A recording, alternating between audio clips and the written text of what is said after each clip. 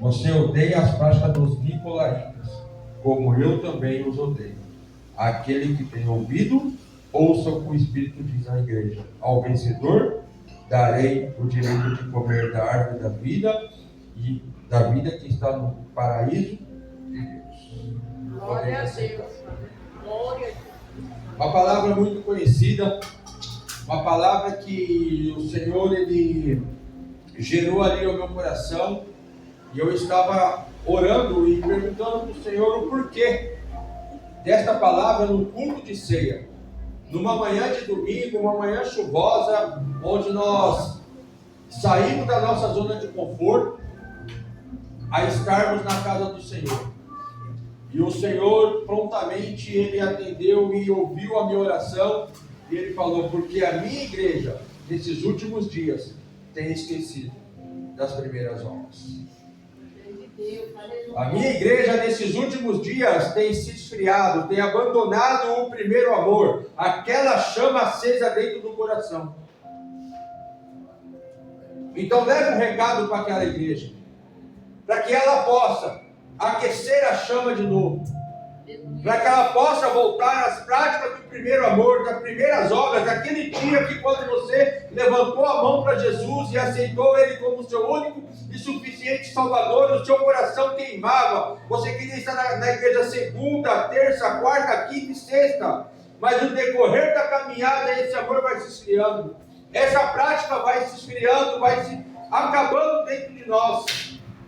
Então, a igreja de Éfeso ficava numa cidade rica e importante. Éfeso era uma grande cidade em seu tempo, a mais importante da Ásia. A população da cidade era muito idólatra, pois ali ficava localizado o mundialmente conhecido templo da deusa Diana.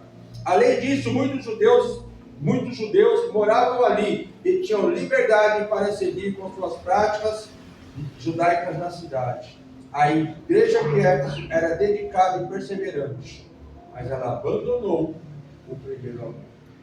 Olha a característica, ela era uma igreja dedicada, ela perseverava, porém no decorrer da caminhada ela foi perdendo o primeiro amor. Essa era a característica da igreja de Éfeso, e não é o contrário de hoje. Nós começamos muito bem, nós começamos fervorosos, nós perseveramos, mas com o decorrer da caminhada, as lutas vêm sobre nossas vidas e nós vamos abandonando o primeiro amor.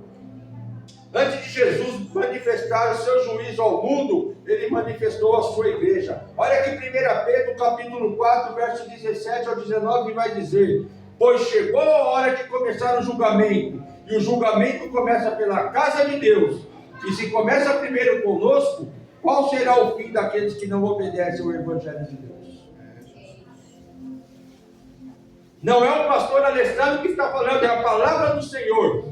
Pois chegou a hora de começar o julgamento, e o julgamento começa pela casa de Deus. E se começa primeiro conosco, qual será o fim daqueles que não obedecem o Evangelho de Deus? Segundo, e se é o justo é difícil ser salvo, o que será do ímpio e do pecador?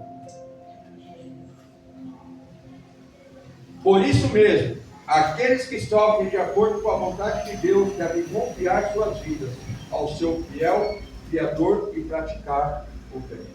Verso 19 de segunda-feira, de 1 Pedro, capítulo 4. Olha que o Ayren vai dizer: a igreja precisa ser despertada regularmente, a fim de que o inimigo não nos encontre adormecido e nem se aproveite da nossa letargia espiritual. E o que é letargia espiritual? Incapacidade de reagir, de expressar emoções, apatia, inércia, desinteresse. E olha como a igreja está vivendo nesses últimos dias. Uma igreja apática, não quer mais glorificar ao Senhor, deixa um culto de ceia para ficar em casa por causa de uns pingos de água, fica em casa porque não quer estar na igreja, não tem compromisso. Isso é desinteresse. Tem trocado as prioridades do mundo com as coisas de Deus. E a palavra de Deus vai nos dizer em Mateus capítulo 6, verso 33, buscai em primeiro lugar o reino de Deus e a sua justiça e as demais coisas nos serão acrescentadas, mas estamos invertendo os valores. Nós temos buscado nossos interesses primeiros e deixado Deus por último, e o amor vai se esfriando. Qual é a sua prioridade nesta manhã, meu irmão? Qual é a tua prioridade nesta manhã? Estamos diante da mesa do Senhor. E se nós temos esse privilégio, foi porque Ele subiu na cruz do Calvário. Obrigado, Senhor. Aleluia. Por amor a mim e por amor a você. Aleluia. Porque Romanos capítulo 3, verso 23 vai dizer que todos pecaram e destituídos estávamos da glória do Senhor. Então não teria um de nós aqui nesta manhã que teria condições de pagar pelos nossos pecados. Mas teve um justo, fiel, que subiu aquela glória a Deus, aleluia. Senhor, aleluia. O sofrimento daquele homem era tanto que quando ele estava lá naquele lugar, ele falou: Pai, se possível, afaste de mim esse cálice. Mas se não for possível, todavia seja feita a vossa vontade. E por essa vontade de Deus, nós estamos aqui nesta manhã, participando do corpo e do sangue de Cristo. Isso é privilégio. Isso é prazeroso. Mas nós temos esquecido o primeiro amor. O propósito de escrever as cartas da igreja do Apocalipse era para orientar os irmãos acerca do que devia fazer ou não. E nelas contém 5 focos principais. Quando você lê as 7 cartas, você vai ver que o Senhor ele trata 5 focos principais para mim e para você nesta manhã. E qual é o primeiro? Uma descrição de Cristo em conformidade à visão relatada no capítulo 1. Segundo, uma recomendação à congregação. Terceiro, uma repreensão por causa das deficiências espirituais. Uma quarta, uma proposta de correção para o que está errado. E sim, uma promessa para os que vencerem. Se você ver todas as cartas do Apocalipse, está relatado esses 5 focos. O principal. Ele vai apontar as qualidades. Ele vai apontar os erros. E ele vai dar a forma de corrigir. Ele faz uma promessa. Ao vencedor, darei o direito de comer da árvore da vida. Glória a Deus, aleluia. Para Éfeso, que havia perdido o primeiro amor, Jesus se apresenta como aquele que anda no meio da igreja, segurando a liderança na mão, como seu pastor superior. Ele está dizendo: eu vejo tudo e conheço tudo. Porque nós tentamos esconder do pastor. Nós tentamos esconder dos irmãos. Mas o Senhor conhece tudo e está vendo tudo. Glória a Deus, aleluia. Pode esconder de qualquer um, mas os olhos do Senhor estão como chama, aonde você está, tentando iludibriar. O perigo da perca do primeiro amor consiste em 3 pontos em nossas vidas. Reflete muito bem nisso. Quando você perde o primeiro amor, a primeira coisa que consiste em nossa vida é a perda de identidade. Quando eu começo a perder o primeiro amor, quando eu começo a perder a essência de Cristo, o primeiro ponto que acontece, eu perco a minha identidade de cristão. Eu começo a me afastar dos caminhos do Senhor. O segundo ponto, a segunda característica que nós perdemos quando perdemos o primeiro amor, a perda do amor pelas almas. A tua alma já não anseia por outra alma. A tua alma já não anseia orar por outra vida, buscar outra vida e pregar o Evangelho. E terceiro ponto, a perda do amor pelos irmãos. Eu já não consigo mais orar pelos meus irmãos. Eu já não consigo mais estar em comunhão com meus irmãos. Eu já não consigo mais abraçar o meu irmão. Porque a falta do primeiro amor vai nos tirando características de cristão. O perigo de se afastar do primeiro amor é que Deus vai remover o castiçal que representa a sua identidade. Ele vai tirar a presença de você. A partir do momento que você se afasta, você dá um passo para trás, o Senhor está aí. Vemos a parábola do jovem rico. Ele conhecia toda a lei, era conhecedor, praticava desde criança. E quando ele chega para o Senhor e fala: Senhor, o que há que eu devo fazer para herdar a vida eterna? O que o Senhor fala para ele? Vende tudo que você tem, divide aos pobres e siga-me. O que o rico fez? Virou as costas para Jesus. Porque o amor dele estava nas coisas terrenas e não a Cristo. Éfeso era uma igreja ortodoxa, trabalhadora, fiel nas provas, mas perdera a sua capacidade de amar a Jesus. Ela era como uma esposa que não trai o marido, mas também não devota amor. Olha que era uma esposa que não trai o marido, mas também não devota amor. Nós estamos na igreja, nós falamos que somos cristãos, participamos dos cultos, mas não temos amor por nada da presença do Senhor. Nada mais nos comove, nada mais nos enche. Era isso que essa igreja, ela perseverava em tudo, ela lutava por tudo, mas o amor não estava dentro dela. O que Jesus aprovou em Éfeso? Conheço as tuas obras, o teu trabalho e a tua paciência, e que não podes sofrer os maus, e puseste a prova os que dizem ser apóstolos e o não são, e tu a achaste mentirosos, e sofrestes e tem paciências, e trabalhaste pelo meu nome, e não te cansaste. A igreja nem sempre é aquilo que aparenta ser. Jesus conhece a igreja de uma forma profunda. Porque essa igreja, ela parecia ser uma igreja trabalhadora. Ela parecia ser uma igreja consistente. Mas em algo ela falhou. O amor se apagou. O amor se afastou. E é por isso que Jesus, ele conhece e sabe a necessidade da igreja. O pastor pode estar contemplando cada rosto aqui nesta manhã. O pastor pode estar contemplando cada vida aqui nesta manhã. Mas só o que tem dentro do teu coração é o Senhor que contempla nesta hora. É o Senhor que contempla o teu íntimo, no teu interior. E Ele sabe como está a tua chama nesta manhã. Ele sabe como está o teu amor nesta manhã. E o que Jesus rejeitou em Éfeso? Apesar da igreja de Éfeso demonstrar ser uma congregação ortodoxa, perseverante e zelosa, foi identificado um erro, que se diga de passagem, gravíssimo. Aquela igreja carecia do amor. Sem isso, tudo o mais era em vão.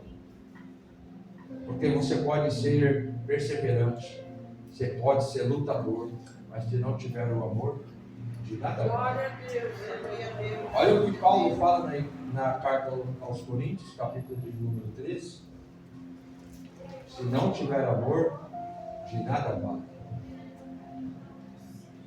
Primeiramente, o amor tem que estar dentro de mim, dentro de você.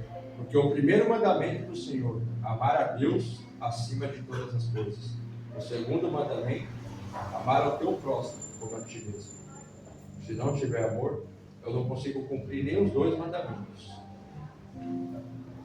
Tenho, porém, contra ti, que deixaste o teu primeiro amor. Lembra-te, pois, de onde caíste, e arrepende-te, e a prática das primeiras obras, quando não brevemente a ti virei, e tirarei do seu lugar o teu castiçal, se não te arrepender. Nesse ponto, a igreja de Éfeso parecia aquele tipo de casal que depois de muito tempo ainda permanece fiel um ao outro, pelos laços do matrimônio, mas falta o amor caloroso do início do casamento. A falta de amor é um erro tão grave que imediatamente Deus faz uma recomendação a ser tomada, colocando 3 atitudes importantes que deveriam ser tomadas. E quais são as atitudes? Lembra-te de onde caiu. Segundo, arrependa-se. E terceiro, pratique as primeiras obras. E quando eu estava lendo essa passagem, lembra-te de onde caiu, Deus automaticamente me levou para Jonas. Jonas ali chamado para pregar na cidade de Nínive. Ele foge da presença de Deus, vai para o lado oposto. Deus envia um grande peixe, engole Jonas. E Jonas ele tinha fugido de um ponto. Esse grande peixe engole Jonas e 3 dias depois o peixe vomita Jonas, da onde ele tinha desobedecido o Senhor. Lembra-te de onde caíste, volta lá. Da onde você parou, da onde você deixou de fazer, da onde você olhou para trás, é lá que o Senhor quer que você volte nesta manhã. Se arrepende e volte a fazer novamente. É lá naquele ponto que você falou: estou cansado, não quero mais. Estou desanimado e não quero mais. É nesse ponto que o Senhor quer que eu e você voltamos nesta manhã e falamos: Senhor, eis-me aqui. Para que a chama seja acesa novamente. Porque nós precisamos entender que a igreja nasceu para ser sal da terra e luz do mundo. E quando perde as propriedades, deixa de brilhar e é pisada pelo mundo. A pior desgraça que pode acontecer com uma igreja local é perder suas prerrogativas doutrinárias e o senso de amor bíblico. É um castigo terrível quando Deus remove o poder da igreja, se de fato é a igreja. Jesus trata 2 temas com essa igreja: o labor doutrinário e o amor. Verso 6: mas há uma coisa a seu favor: você odeia as práticas dos nicolaítas, como eu também odeio. E quem era esse grupo? Os nicolaítas, os quais eram um grupo de ateístas que perturbavam as comunicações em Éfeso e Pérgamo. O ateu nega categoricamente a existência de Deus. Eles ensinavam as coisas morais. O que eles estavam fazendo? Eles estavam pregando um evangelho sem exigências, um evangelho liberal, sem proibições. Era isso que os nicolaítas faziam. E eu faço menção da igreja de hoje. A igreja de hoje quer ouvir o evangelho sem exigência, sem você se pagar o preço, sem você se doar, sem você rasgar as suas vestes diante de Deus. O evangelho liberal, que você pode estar na igreja, pode estar no mundo, você pode fazer as coisas dentro da igreja, pode fazer as coisas no mundo. O evangelho sem proibições. É isso que o povo quer ouvir nesta manhã, é isso que o povo quer ouvir nesses últimos dias. Mas o Senhor está dizendo para a gente abandonar, e por isso que essa igreja, ela tinha essa característica, porque ela odiava essas obras. E eu e você temos que odiar essas obras, porque o Evangelho, ele rasga, o Evangelho, ele deixa a marca, o Evangelho, ele transforma, ele liberta, ele cura, ele muda a vida. O Evangelho, ele não pode ser um Evangelho sem exigências, porque para servir ao Senhor, precisamos abrir mão de nós. Voltamos para Lucas capítulo 9, verso 23. O que o Senhor fala? Quer vir após mim? Negue-se a si mesmo. Tome a tua cruz e siga-me. Então não pode ser o evangelho sem exigência. Porque o primeiro ponto que Jesus fala, negue-se a si mesmo, é uma exigência. Você quer vir após mim? Eu estou indo. Você quer vir? Comece a negar você. Comece a negar as tuas vontades, os seus quereres, as suas coisas. Deixa tudo de lado. Pegue a tua cruz e siga. É tão interessante que nós precisamos entender que não há coroa sem cruz.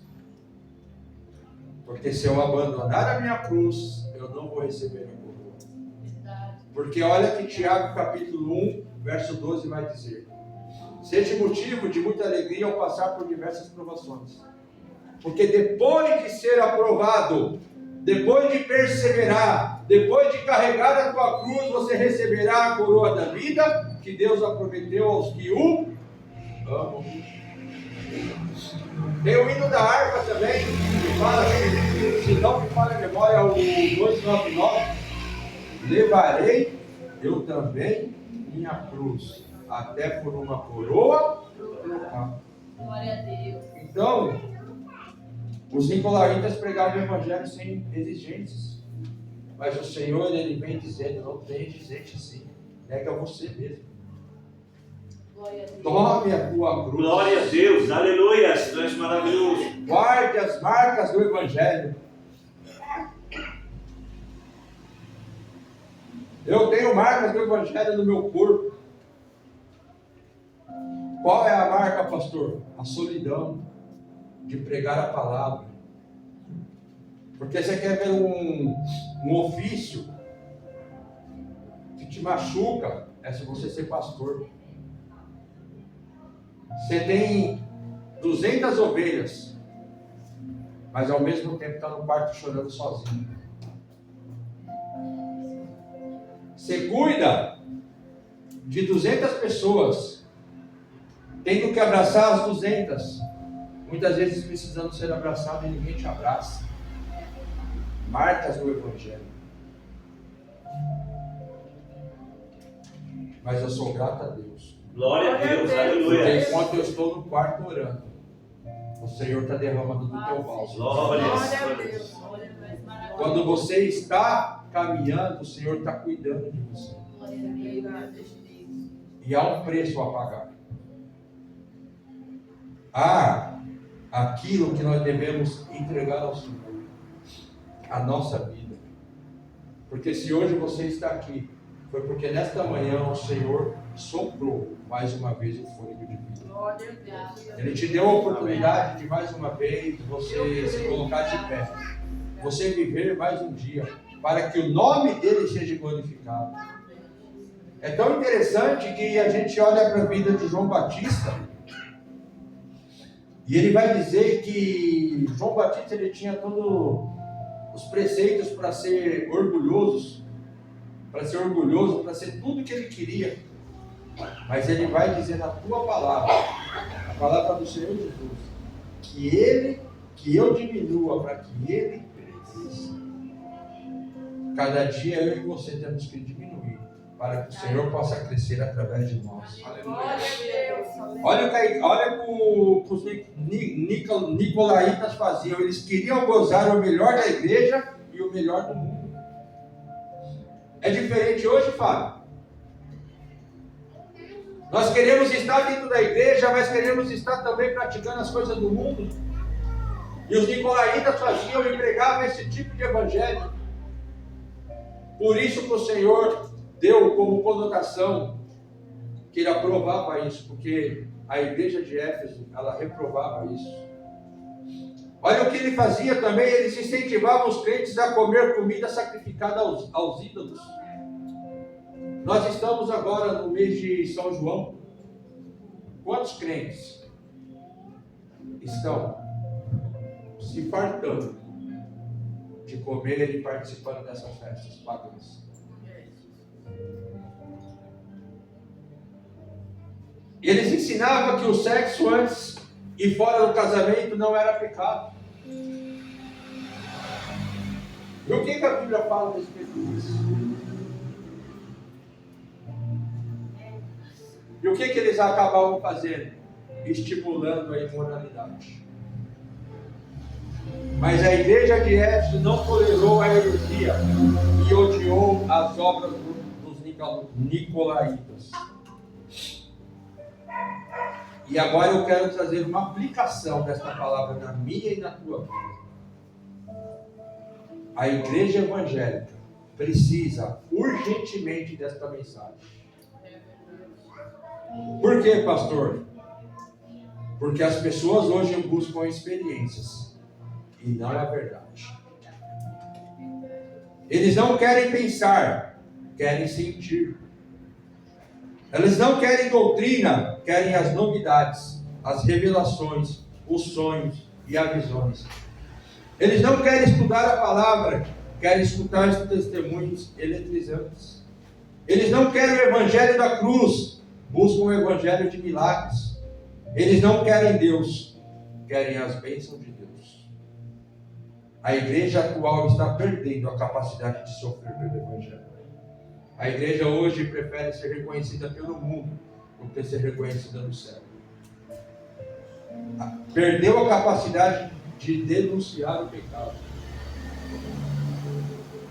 Eu tenho andado para a honra e glória do Senhor em muitas igrejas.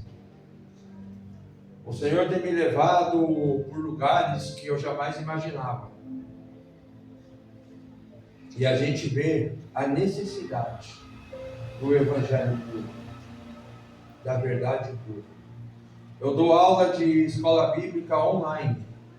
Eu não vou convidar os irmãos porque é no dia de culto de vocês. Mas tem alcançado Bahia, tem alcançado Minas Gerais. O Everton de vez em quando está conosco. Aquele povo católico tem sido alcançado, né? Porque tem sido pregado o evangelho verdadeiro. Glória a Deus, É uma aleluia. aula que Deus nos proporciona. O Fábio me conhece um pouco, porque tive ali um tempo pastoreando a vida dele, a vida da irmã Iraci. Ele sabe. Um dos motivos de eu ser um pouco perseguido, um pouco só, né, Fábio? Um pouco perseguido porque, para mim, a palavra do crente é sim, sim, não, não. O que passa disso é a procedência maligna. E por eu ter uma postura dessa naturalidade, muitos não gostam. Mas eu prego aquilo que o Senhor pede, não aquilo que... Glória a Deus, aleluia. Não aquilo que a igreja quer ouvir. Louvado seja o nome do Senhor. E o Fábio caminhou comigo ali, dei aula para ele também na igreja, teologia, escola bíblica, e acompanho o Fábio de muito tempo. Quando ele chegou naquela igreja ali, bagaçado. Ele lembra disso, né, Fábio? A gente tirando carrapicho por carrapicho. Mas pergunta para ele se algum dia eu passei a mão na cabeça dele. Eu falei a verdade para ele. Para que ele se tornasse quem ele se tornou hoje. O obreiro da casa do Senhor. Glória a Deus. Glória a Deus. Porque eu tenho certeza que se eu passasse a mão na cabeça dele, não, Fábio, você está certo. Não, Fábio, é nesse caminho mesmo. Você pode ter certeza que hoje ele não estaria aqui. É verdade. Hoje ele já teria descido a sepultura. Ou ele estaria aí afundado no mundo das drogas. Então a igreja, ela precisa, nesses últimos dias, ser reconhecida no céu. E para você ser reconhecido no céu, você tem que falar a verdade. Abandonamos o nosso primeiro amor quando substituímos o amor a Jesus pela ortodoxia ou pelo trabalho. Abandonamos o nosso primeiro amor quando o nosso amor por Jesus é substituído pelos nossos zelos religiosos. Abandonamos o primeiro amor quando examinamos os outros e não examinamos a nós. É verdade. E a Bíblia vai nos dizer, em vez de você olhar a trave que está no olho do irmão, olha a tua primeiro. A igreja de Éfeso examinava os outros e era capaz de identificar os falsos ensinos, mas não era capaz de examinar a si mesma. Tinha doutrina, mas não tinha amor. A igreja identificava o mal doutrinário nos outros, mas não identificava a frieza do amor em si mesma. Identificava a heresia dos outros, mas não a frieza do amor em si mesma. E olha que 1 Coríntios capítulo 13 vai dizer: ainda que eu falasse a língua dos homens e dos anjos, se não tiver amor, serei como um sino que ressoa, ou como um prato que retine. Ainda que eu tenha o dom de profecia, e saiba todos os mistérios, e todo o conhecimento, e tenha uma fé capaz de mover montanhas, mas se não tiver amor, nada serei. Ainda que eu dê aos pobres tudo o que possuo, e entregue o meu corpo para ser queimado, mas se não tiver amor, de nada disso me valerá. O noivo nesta manhã oferece hoje à sua noiva a chance de um recomeço. Ainda é um dia de reconhecermos. Lembra-te, pois, de onde caíste. Arrependa-te, volta à prática das primeiras obras. E uma solene advertência: e se não, venho a ti e removerei o seu candeeiro. E a gente precisa entender, assim como eu já falei acima, que o juízo começa pela casa de Deus. Antes de julgar o mundo, Jesus julga a igreja. A igreja de Éfeso deixou de existir. A cidade de Éfeso deixou também de existir. Hoje só existe ruínas e uma lembrança de uma igreja que perdeu o tempo da sua visitação. Olha que tristeza. Uma igreja que hoje foi devastada. Uma cidade que hoje já não tem mais.